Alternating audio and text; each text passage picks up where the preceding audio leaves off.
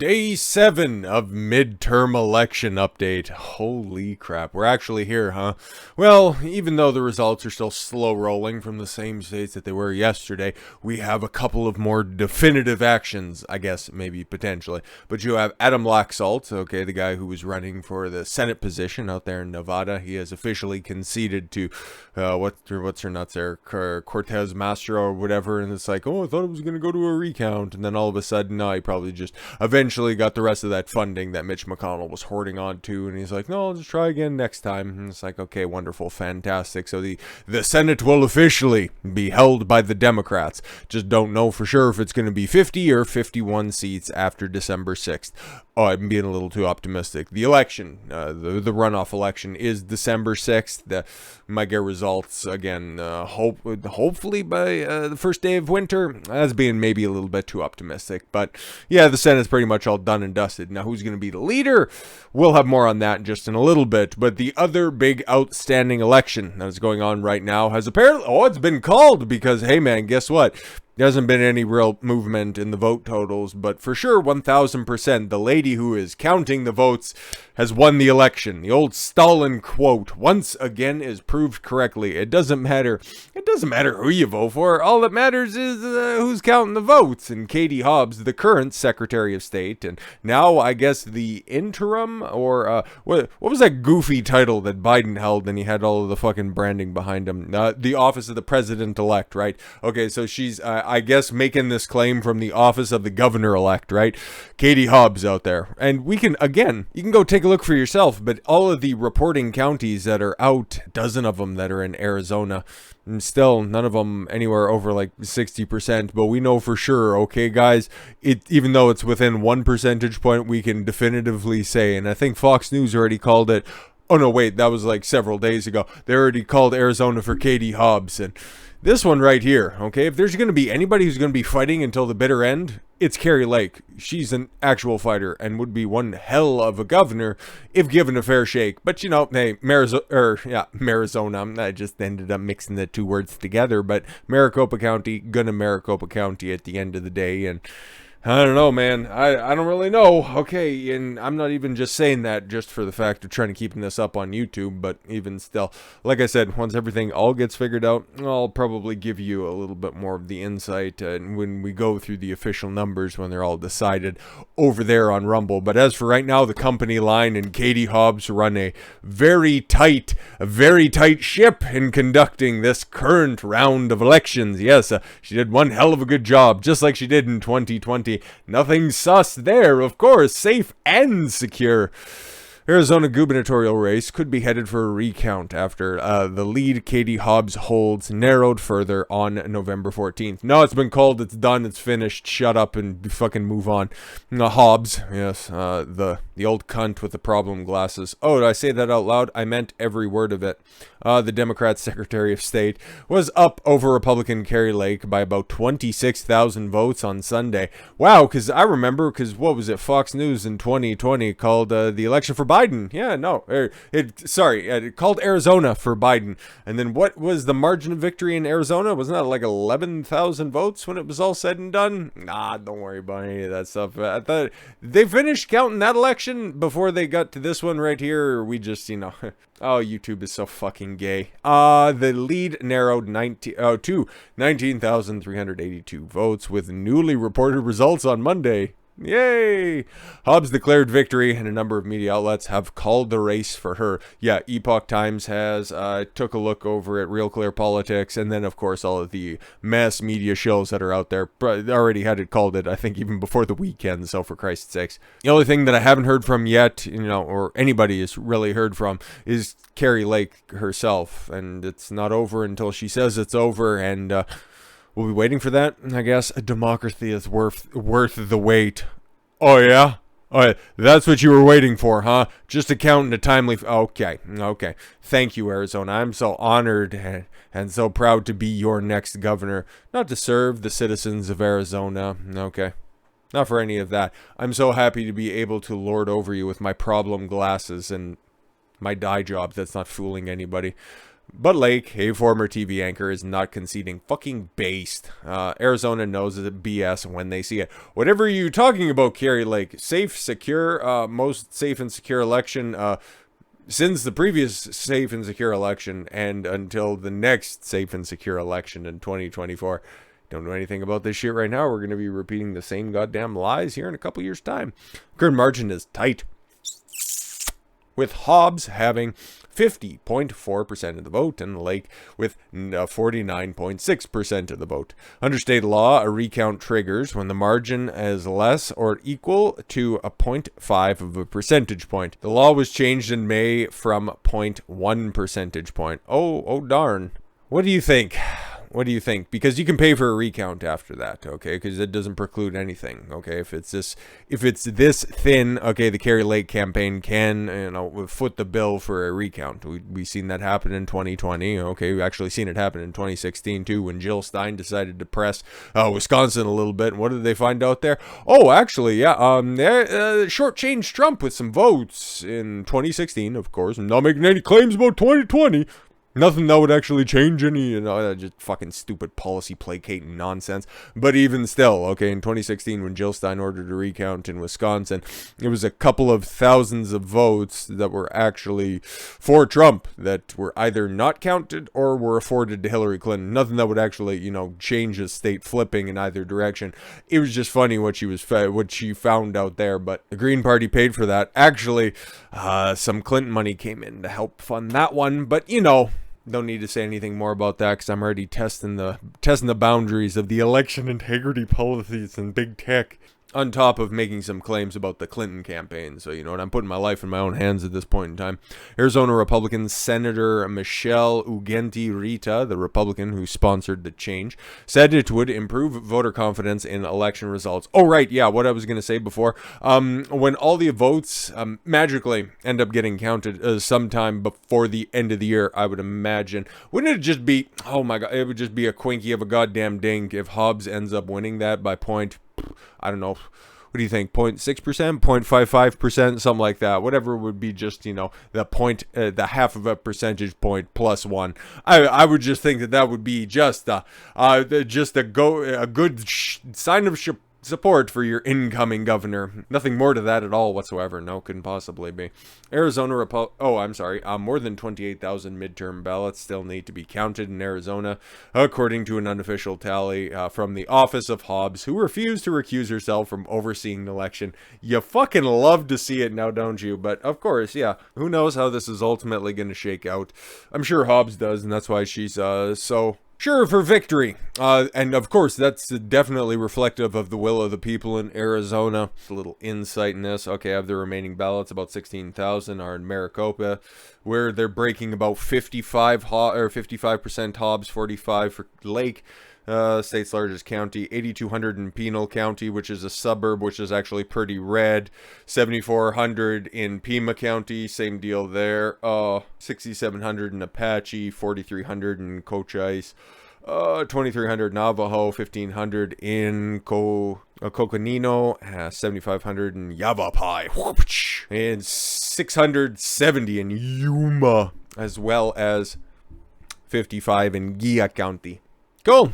We'll see what happens out there. But I guess, hey man, if everything stays the way it is, at least one person who's going to be smiling after this. Well, outside of Katie Hobbs and her election machine that was victorious and all that stuff. Yeah, she ran a very good campaign from her fucking basement a la Joe Biden. Nothing funny about that at all whatsoever.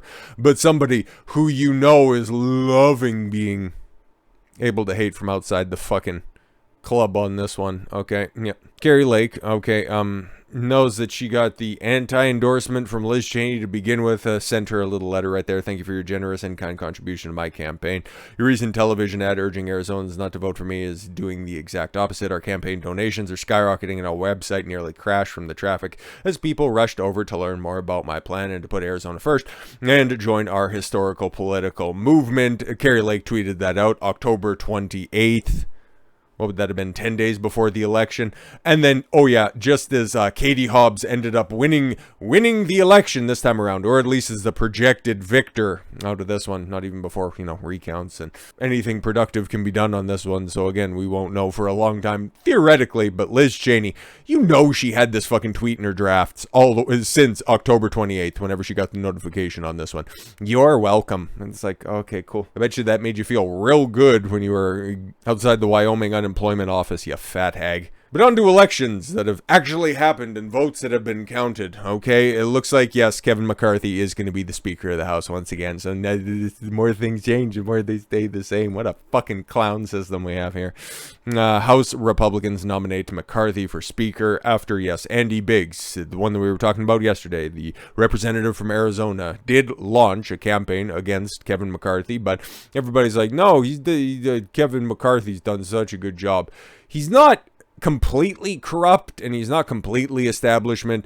He's just enough to really make you think twice about his nomination. It's like, bro, you promised us some kind of a sweeping victory, and then it's like, okay, well, I'm just gonna end up getting the same kind of a majority number that Nancy Pelosi got when she won in 2018. So what the fuck? Hey, if you're just gonna sit there with your fucking thumb up your ass like I was gonna say Tom Ryan, that's not right. Paul Ryan did in 2016. That'll be the last time that you're Speaker of the House, you fucking salt and pepper coiffed cunt. House Republicans on November 15th nominated House Minority Leader Kevin McCarthy as Speaker of the House. The vote happened during a closed-door meeting on Capitol Hill in Washington as the Republicans near gaining control of the House of Representatives, securing 217. Yeah, that's where they're sitting right now. It looks like, depends on whenever they get around to counting the rest of the votes, they'll get somewhere between 221, 222, 223, somewhere in that area, low 20s. It's like, wow, congratulations, you did a lot of really good work out there. You're a real good representative. During a closed door vote, 188 Republicans voted to nominate McCarthy as the Speaker, while 31 were opposed.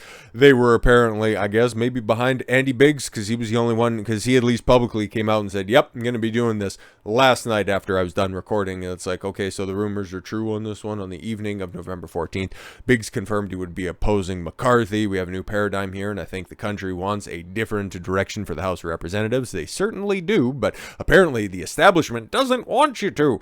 And it is a new world, and yes, I'm going to be nominated tomorrow to the position of Speaker of the House. Well, that's lofty thinking. At least you put the idea out there, and then maybe you can manifest it, girl, the next time that it actually comes around for a vote. I like Andy Biggs. He has a lot of fire in his belly, as opposed to Kevin McCarthy, who's just going to sit there and hopefully bang the gavel for something good, like an investigation into the withdrawal from Afghanistan, the investigation into Hunter Biden's laptop, shut all the purse strings for Ukraine and whatever fucking crazy shit's going to be happening very soon, because, oh my god, did you hear? Definitely Russian missiles definitely blew up and definitely killed 2 people inside the borders of Poland. Okay, 5 miles on the other side of the border of Poland, definitely Russian missile strikes ended up killing 2 definite people that were there, definitely in Poland. Yeah, whatever. Just fucking spark up World War III. We just the craziest shit in the world. Fuck it. Who cares? Just have NATO come march in, send everybody out to fucking war while we have cackling fucking Kamala in the White House. Let's just get fucking crazy, why don't we? Because who even fucking knows if there's anything that's even worth fucking fighting for at this point? This ain't no black pill stuff. We're just gonna go fucking buck wild on this, okay? Top Republican announces bid to unseat Mitch McConnell as Senate Republican leader. Fucking A right. Josh Hawley was talking all that stuff. I am so glad he's gonna be launching a campaign. A top Republican senator on November 15th announced he's challenging Senate Republican leader Mitch McConnell. The status quo is broken, and big change is needed. It's time for new leadership in the Senate that unites Republicans to advance a bold conservative agenda. That's why I'm running to be Senate Republican leader. Good thing. I love to see it from Rick Scott. What? Fuck off. God damn it. Fucking thing sucks. It's got no words on it. No. We got to smile at this point of fucking senility. Scott, 69, nice, but at the same time, you're 60 fucking 9. You want us to spot a leadership? You fucking, oh, you waffle. I hate him so much.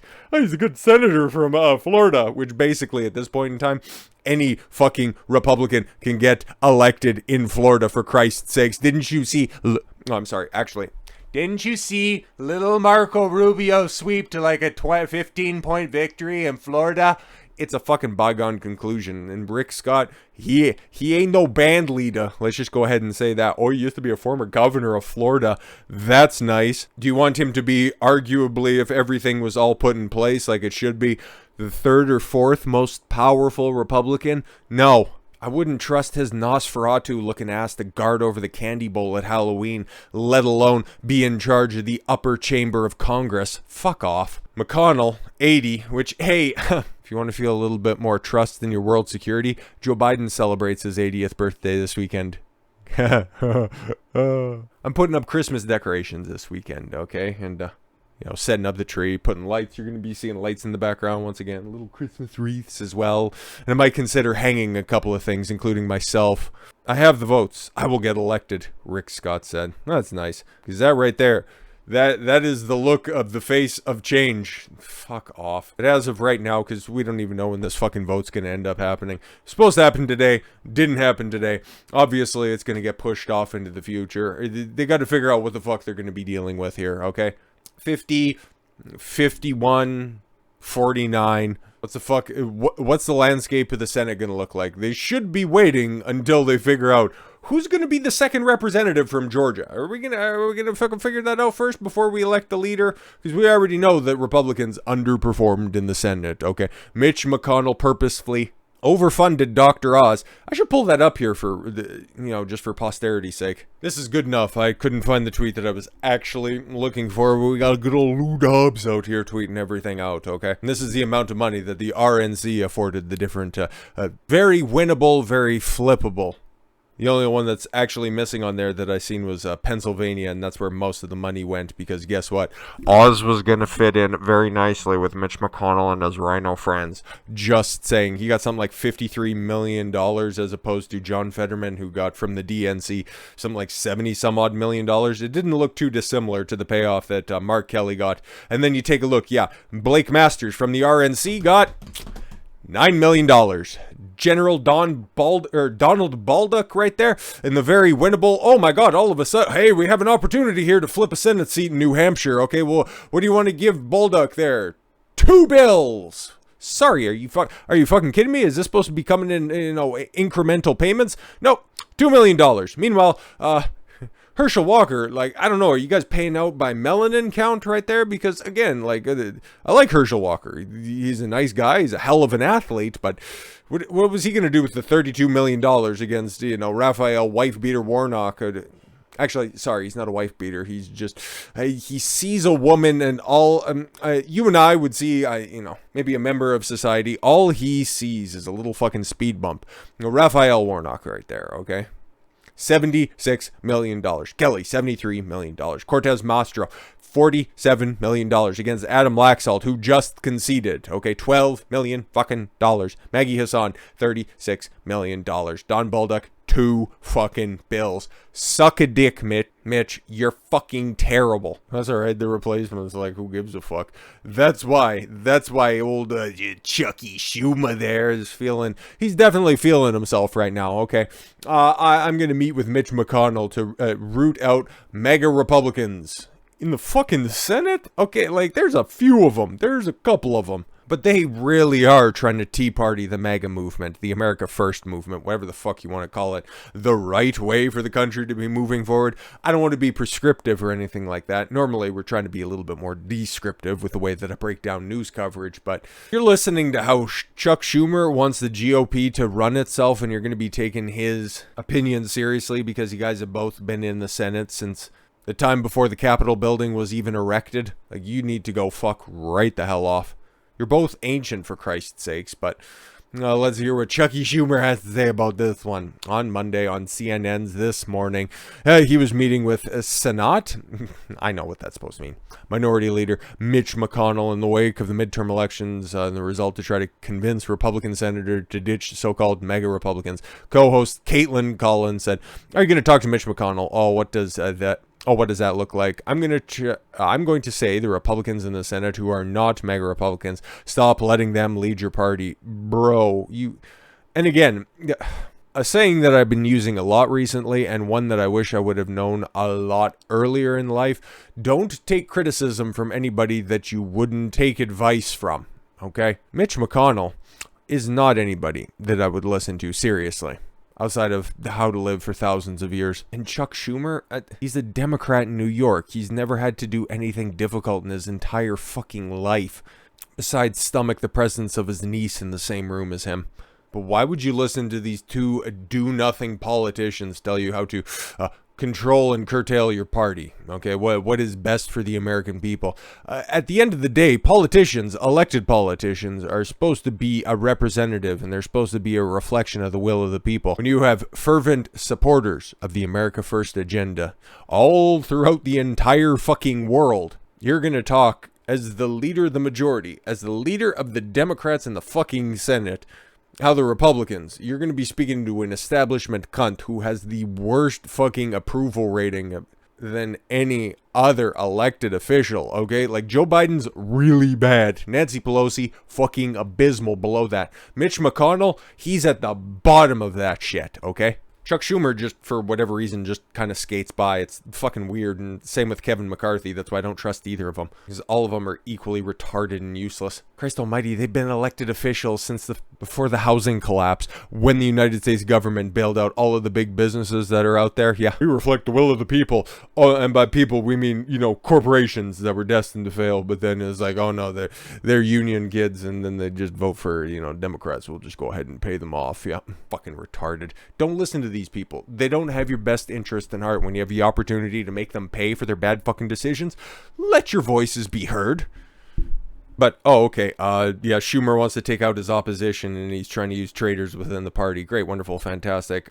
Work with us to get things done. I intend to sit down with Mitch McConnell and express that. He continued, I intend to sit down with him and say we should be working together. You are not going to get the extremists in your party to work with anybody. No, I'll just let him finish here before I go off.